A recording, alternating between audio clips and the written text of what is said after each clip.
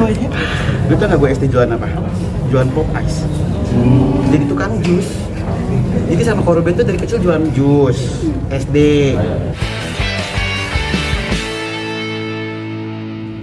Terakhir juga di podcast di YouTube belajar ngaji.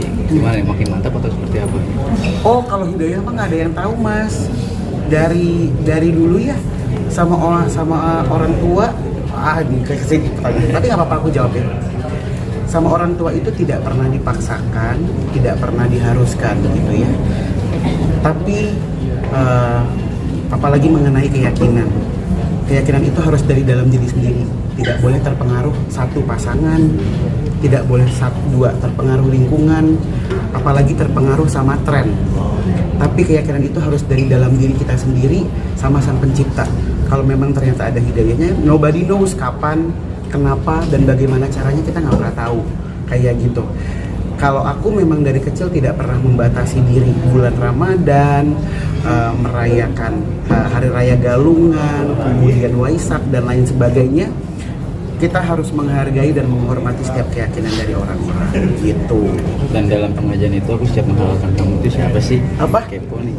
Siap ngehalalin. Menghalalin.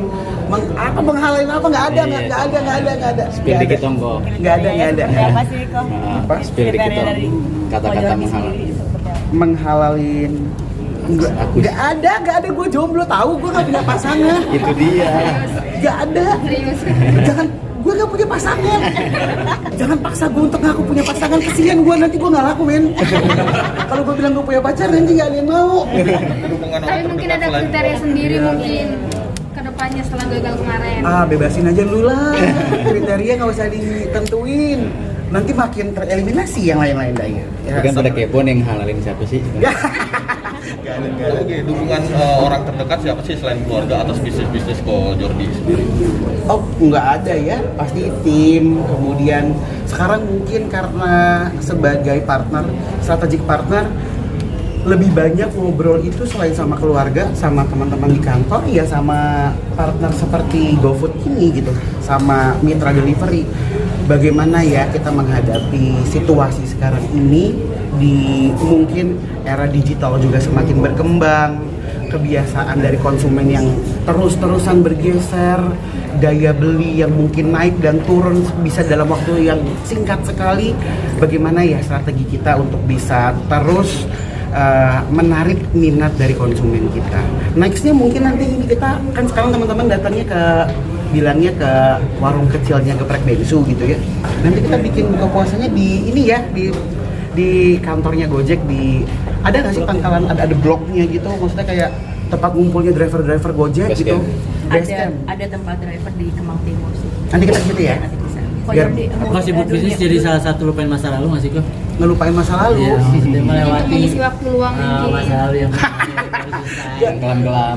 jadi makanya sibuk bisnis gitu, ngurusin bisnis. Nggak ada ya, masa lalu yang kelam, nggak ada masa lalu yang kelam. Apalagi masa depan, cerah. Kalau belum cerah berarti belum masa depan. Moto. Future looks bright. Kalau belum bright berarti belum future kita. Cari lagi future-nya yang mana gitu. Kalau ini menjadi passion ya sebenarnya, karena kuliner, kemudian usaha, ditambah lagi disupport sama keluarga, apalagi Onyo, Talia, Tania itu juga sudah mulai pintar sekali. Mereka sudah bisa memilih dan membantu kita untuk menjalankan apa yang mau kita jual. Jadi biasanya mereka tuh adalah panel tes kita. Kalau menu anak-anak, kalau mau menanyakan program, biasa kita tanya sama anak-anak dulu. Gitu. Ko Jordi mungkin sekarang dunia keartisan udah dilewatin waktu. Ko Jordi sekarang lebih memilih banting setir untuk jadi pengusaha seperti apa sih kok? Banting setir mah enggak ya, karena kan masih ada yang MOP-nya juga, masih ada podcastnya juga. Media itu masih aku anggap adalah salah satu tempat aku untuk menyalurkan hobi gitu pastinya. Jadi kalau dibilang banting setir sepenuhnya tentu tidak. Jadi malah aku melihat adanya kolaborasi antara bisnis di media sampai di bisnis di makanan juga. Dimana akhirnya dua-duanya ini bisa menjadi satu keterikatan yang saling bantu nantinya. gitu. Darah bisnis juga udah mengalir banget di keluarga Bensu mungkin. Seperti apa sih kalau mungkin perjalanannya sendiri? Apa dari kecil udah diajarin berdagang sama orang tua? Iya, atau dari seperti kecil apa? mah udah diajarin sih kalau dagang sih. Dari SD. Rencananya mau ditularkan juga nggak sih sama Onyo sama Talia Sebatani untuk diajarkan bisnis? Oh iya pasti. Kalau ditularkan sama Onyo sama Talia Tania kayaknya itu sudah mengalir sendiri ke darahnya mereka dari ayah dan bundanya ya. Justru aku juga banyak belajar dari ayah dan bundanya gitu. Kalau aku ya memang dari kecil, aku tuh dari kecil ya. Dagang apa sih kalau boleh tahu dari kecil mungkin? Jawabannya. Lu tau gak gue SD jualan apa? Jualan pop ice. Jadi tukang jus. Jadi sama Koruben tuh dari kecil jualan jus SD. Habis jualan jus tuh dulu jualan keripik di sekolah. Habis itu jualan apa lagi? Jualan snack. Jadi sama mama kalau sore tuh pergi ke agen beli snack yang apa namanya yang di kotak-kotakan, di kilo-kiloan. Enggak, snacknya bermerek kalau ini. Snack bermerek. Momogi, nah gue sebut lu potong aja. Iya, jadi beli ke agen, nanti di kelas gue jualan tuh di jam pelajaran. Ada aja kan yang beli dari kecil. Dari kecil memang diajarin untuk apa namanya bisa mandiri lah.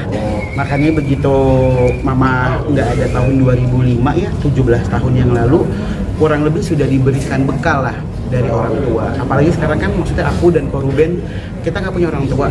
Memang cuma aku, Koruben, dan dua saudaraku yang lain. Jadi saling mengisi, saling membantu satu sama lain. Waktu malu nggak sih Bang waktu jualan itu waktu pas masih sekolah jualan? Penghasilan pertamanya? Ya, waktu pas pertama kali sempat malu nggak sih sama teman-teman kan jualan tuh sekolah? Waktu kecil sih mungkin nggak inget ya, rasanya malu apa enggak ya. Kayaknya sih enggak, kayaknya nggak malu ya. Sampai sekarang pun gitu ya, sampai sekarang pun kita lagi jualan online ya, jualan di live online gitu. Kadang-kadang suka ada netizen, nggak netizen sih, kita bilang penonton lah gitu. Karena selalu pada bilang, wah ini ya paginya syuting, udah punya usaha masih aja jualan online, emang nggak malu atau apapun. Wah, di keluargaku selagi kita tidak mengambil rezeki orang, selagi kita berjualan dari jerih payah kita sendiri, kita berupaya, nggak pernah kenal kata malu sih gitu ya. Karena besar atau kecil upaya orang itu kan kita yang tahu. Besar atau kecil yang didapatkan, kita juga nggak bisa menjustifikasi mereka itu seperti apa. Jadi kalau ada yang bilang seperti itu, malah sekarang aku bilang, dan gue sama Koruben udah bukan cuma ada di TV doang, tapi tukang ayam goreng iya, tukang bakso iya, mamang cuangki iya, apalagi Ciwenda apa tuh, jadi tukang jus fiber tea iya, apa lagi? Gak apa-apa, sebut aja sebut. Ya memang kami jalani ini. Mudah-mudahan berkahnya dapat, amanahnya juga dapat.